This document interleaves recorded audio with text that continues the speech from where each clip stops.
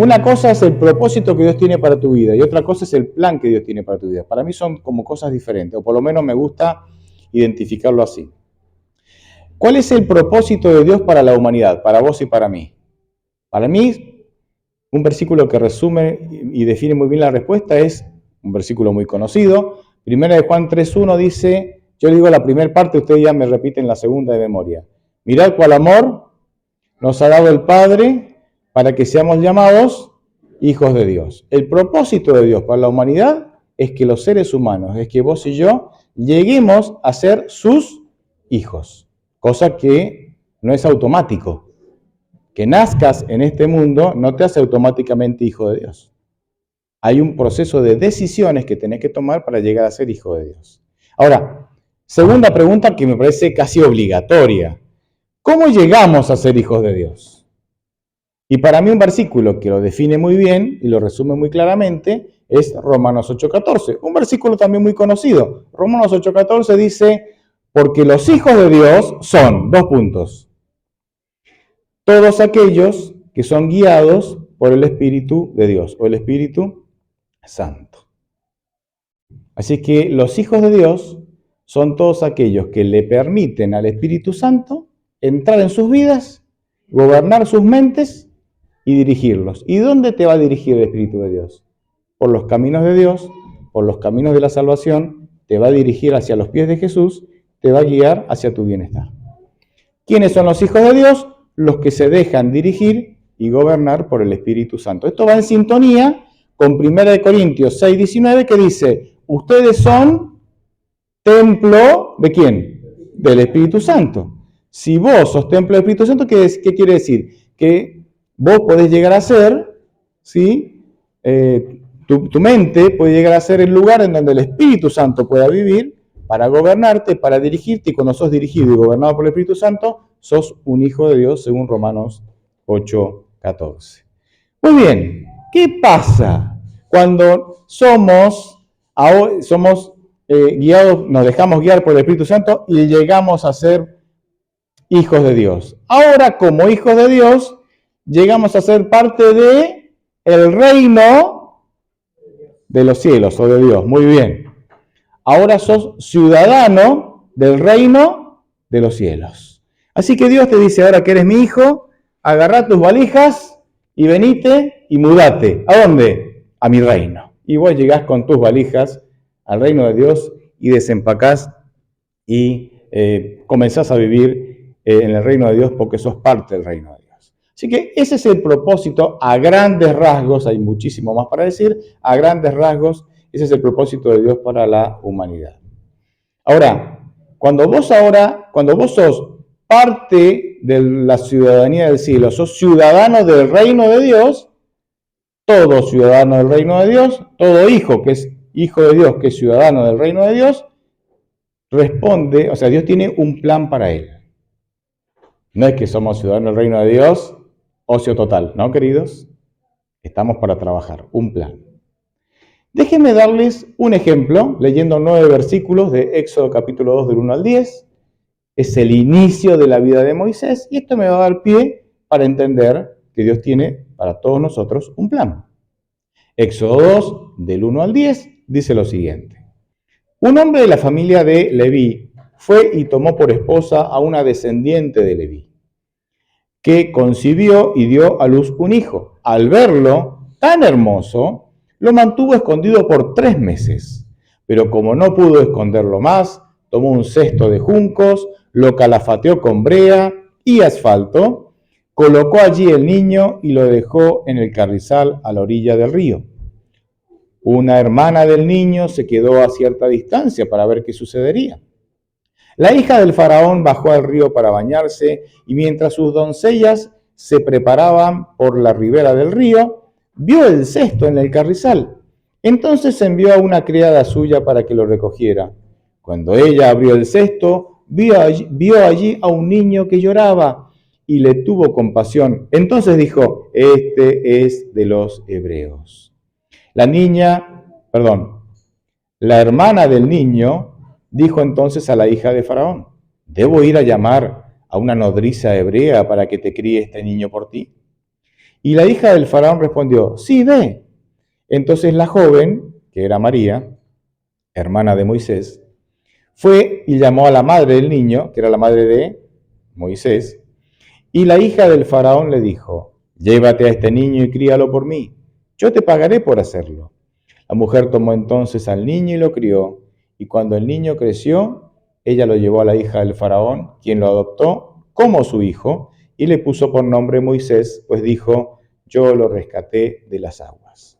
Una historia de telenovela esto es, ¿no? La trama, ¿no? María llega así como diciendo, oh, has encontrado un niño, ¿quieres que le busque una nodriza? Sí, sí, ¿quién era la nodriza? La propia mamá. Y ella era la hermana del bebé, ¿no? Una trama increíble, genial. Ahora, hago algunas pruebas, hay muchísimo para decir de esto, ¿no? Pero aquí comienza el plan para Moisés. El plan para Moisés comienza antes que Moisés se dé cuenta. ¿Por qué? Porque Moisés era un bebé. Pero acá comienza. Ahora, acá hay una clave a través de la cual el plan para Moisés fue posible. ¿Saben cuál fue el comienzo del plan para Moisés? Cuando los padres, que eran padres llenos de fe, decidieron esconder al hijo y lo pudieron esconder durante 3 meses. Porque si leemos Éxodo 1, que no lo leímos por cuestión de tiempo, Faraón, al ver que los israelitas crecían, Faraón le dijo a las parteras, las que asistían a los partos, a las mujeres israelitas que tenían hijos, ¿no? Dice, cuando ustedes asistan en el parto, fíjense, si es varón, lo matan, si es niña, lo dejan vivo. Pero las parteras, dice que tenían temor de Jehová, que respetaban, reverenciaban a Dios.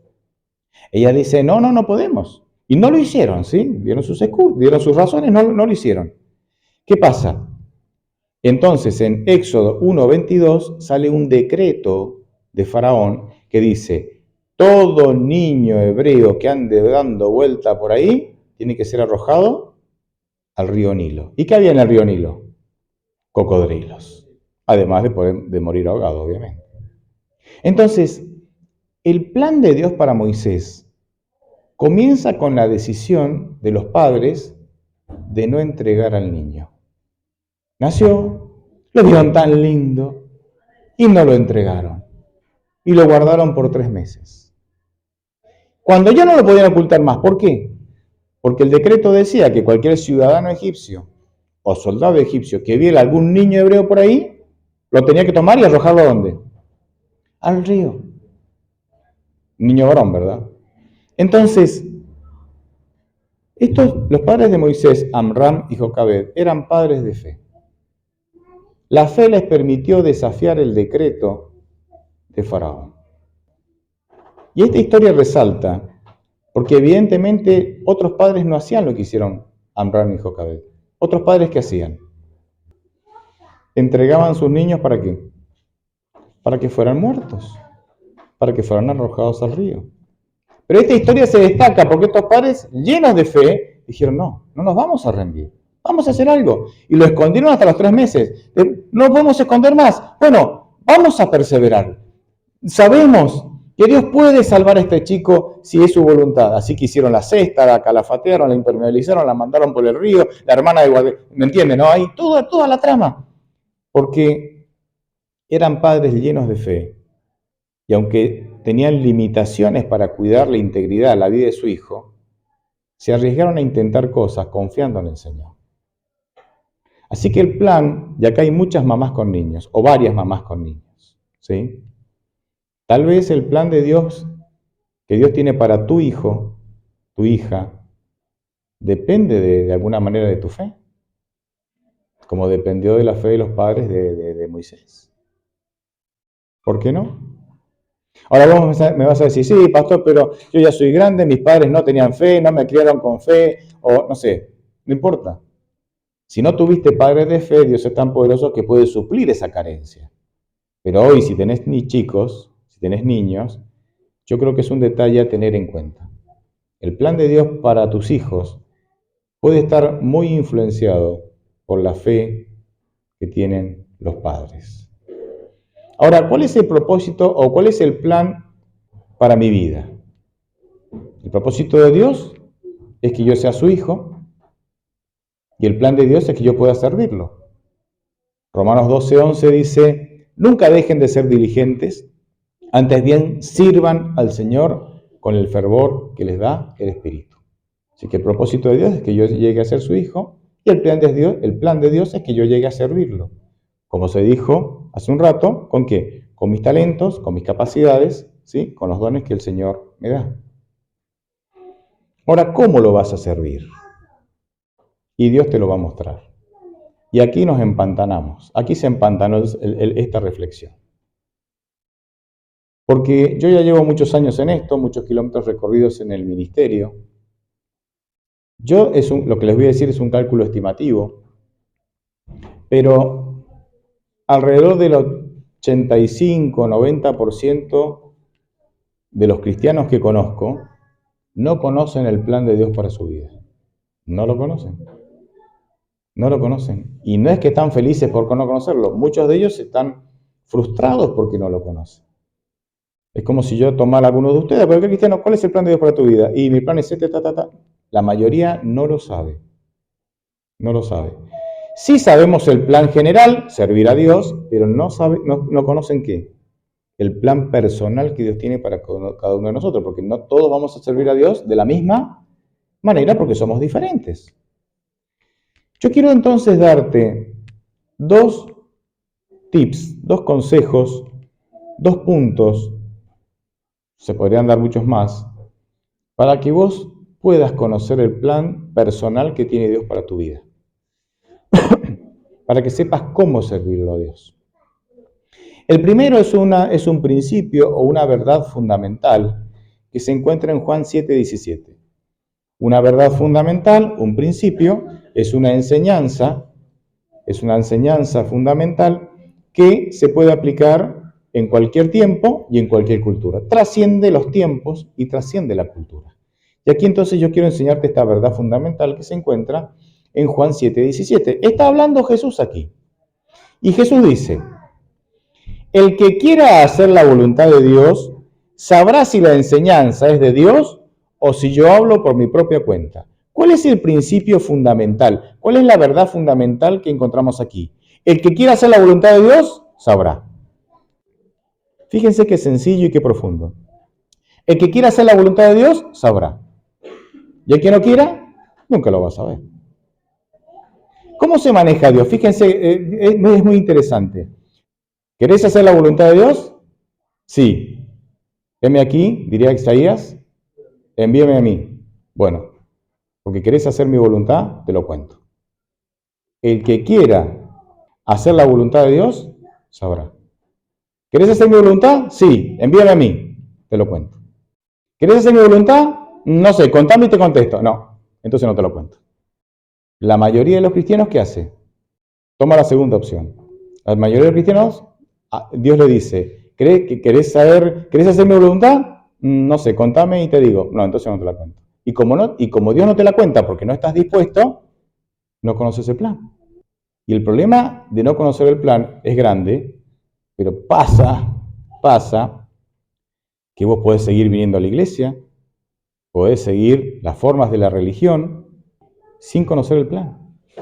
Haces lo que se hace, lo que podés, o sea, ¿me entendés? ¿No? Seguís las formas, colaborás aquí, colaborás allá, más o menos, pero no seguís el plan. ¿Por qué? Porque no te querés arriesgar a estar dispuesto a conocer el plan de Dios. Y entonces ahí muchísimos se pierden en el camino, y aunque sigan viniendo en la iglesia, viven vidas sin propósito, viven vidas sin plan. El segundo punto es escuchar el llamado y la voz de Dios. Génesis 12, por ejemplo, dice que Dios le dijo a Abraham y a Sarai, Abraham y Sarai, ¿no? Al principio, salgan de su tierra y de su parentela a la tierra que yo los llevaré. Ahora, ¿cómo sabía Abraham que era Dios el que le hablaba? ¿Cómo en Génesis 22, cuando Dios le dice, toma a tu único hijo, este que amas con locura, y ofrécelo en la cima del monte Moria? ¿Cómo sabía que era Dios el que le hablaba? Y acá está el segundo tips, entonces el segundo consejo, el segundo punto importante, que para yo aprender a discernir, a escuchar la voz de Dios, necesito pasar tiempo de calidad con Dios. Tiempo de calidad con Dios. Y cuando vos pasas tiempo de calidad con Dios, entonces Dios te da ese discernimiento y vos entendés cuándo Dios te está hablando y cómo te está hablando. Se desarrollan códigos íntimos entre vos y Dios porque, claro, tenés una amistad profunda con Él. Y te das cuenta, te das cuenta. Miren, cuando mi hija tenía 3 años, ya había dejado los pañales. Y ella se sentía una chica grande. ¿Por qué? ¿Quién usan los pañales? Los bebés. Ella ya tenía 3 años. Entonces íbamos al supermercado, yo la ponía en el carrito, ¿no? Ahí. Y entonces agarrábamos el arroz, los fideos.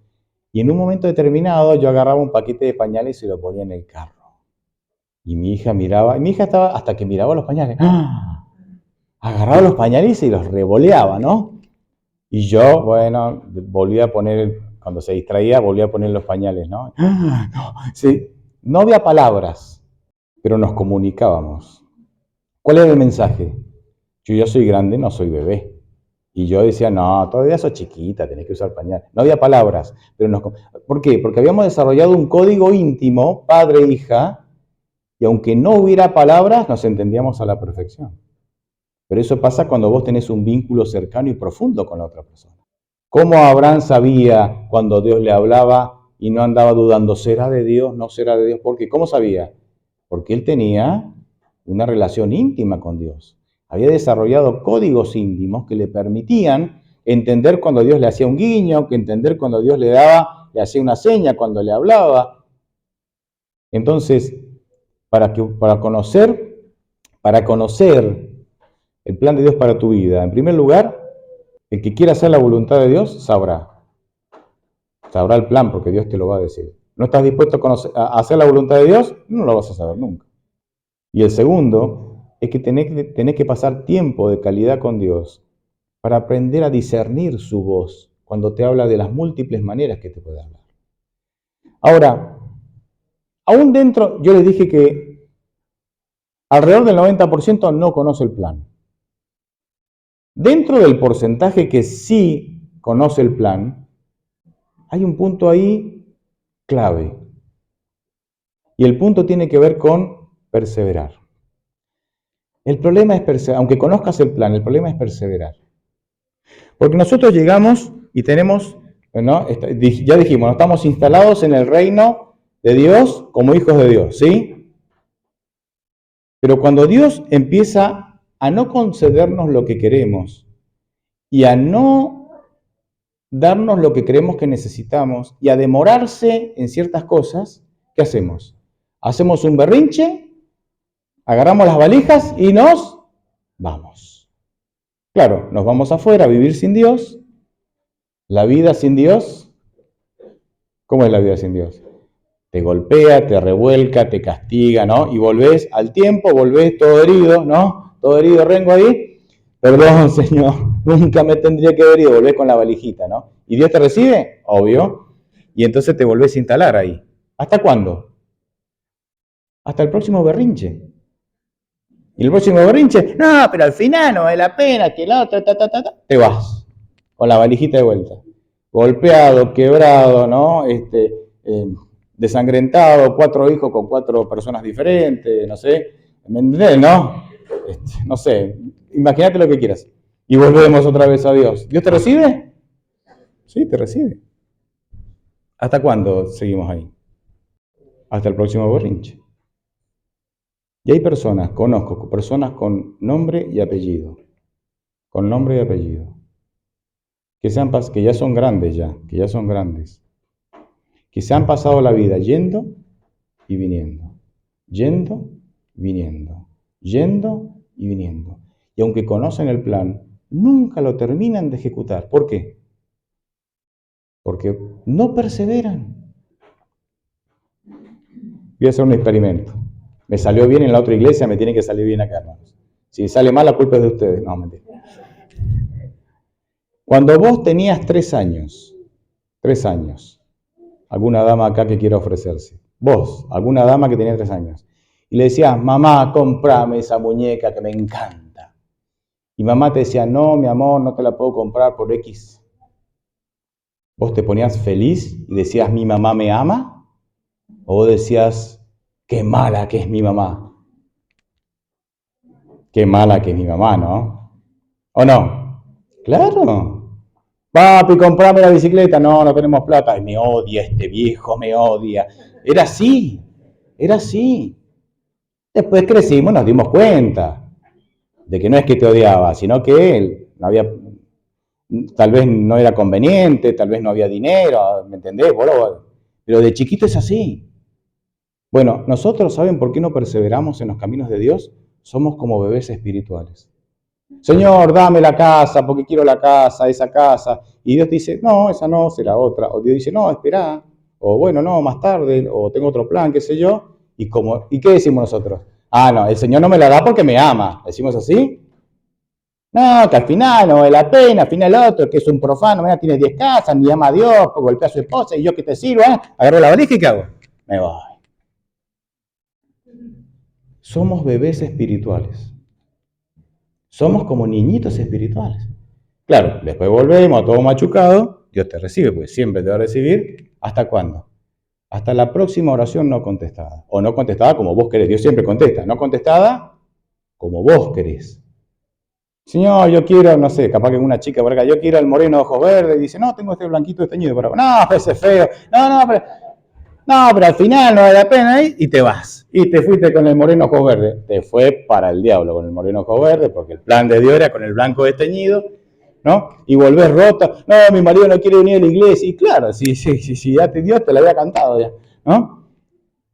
Pero, o sea, cada vez que Dios nos dice que no, como somos bebés espirituales, en lugar de decir, caramba, si Dios me dice que no es porque hay una razón.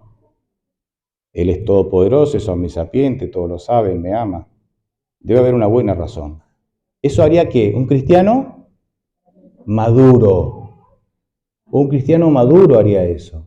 Pero como somos bebés espirituales, hacemos un berrinche y por cada vez que nos dice que no, agarramos las valijas y nos vamos. Y nos pasamos la vida así, yendo y viniendo. Y eso te puede pasar, o sea, que te vayas, no quiere decir que dejes la iglesia, capaz que seguís viniendo a la iglesia, pero en tu mente Dios está allá y vos estás divorciado de Dios, estás enojado. Como esos matrimonios que se llevan mal, pero viven en la misma casa, ¿no? ¿No? Hola, chao, sí, comés, ¿qué te importa? O sea, ¿me entienden, no? Se dirige. Viven acá también, te divorciaste de Dios, venía a la iglesia, sí, pero te divorciaste de Dios. No en vano, el apóstol Pablo va a decir, ustedes siguen tomando leche espiritual cuando ya deberían comer vianda o comida sólida. ¿Qué les está diciendo? ¿Quiénes toman leche espiritual? Los bebés, porque los niños grandes, ¿qué comen?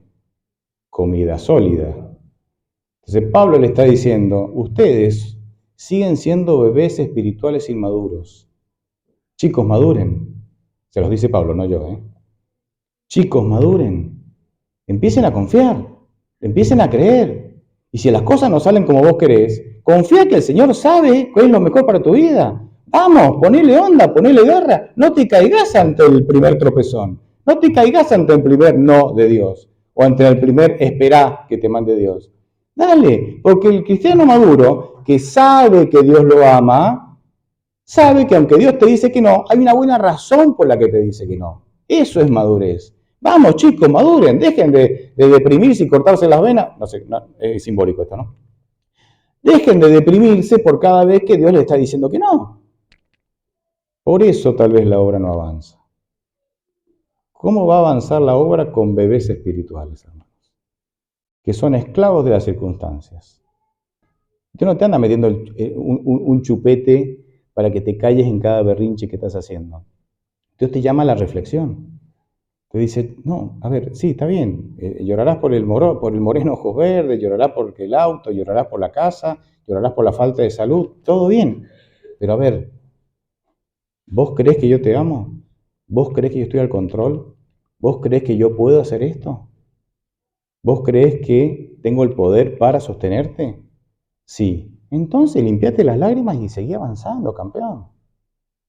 No te quedes ahí en el desánimo porque las cosas no salen como vos querés. Madurar, madurar. Un llamado a ser cristianos maduros. Y para eso tenemos que tomar decisiones. La decisión de seguir adelante, perseverando aunque las cosas no salgan como yo quiero. Pero no importa, porque yo le he entregado mi vida a Dios. Yo sé que Él tiene el control y el amor necesario para guiarme por los mejores caminos. Así que no me voy a desanimar. Vamos para adelante. El Señor me dará las respuestas cuando lo crea necesario, porque yo quiero hacer la voluntad de Dios.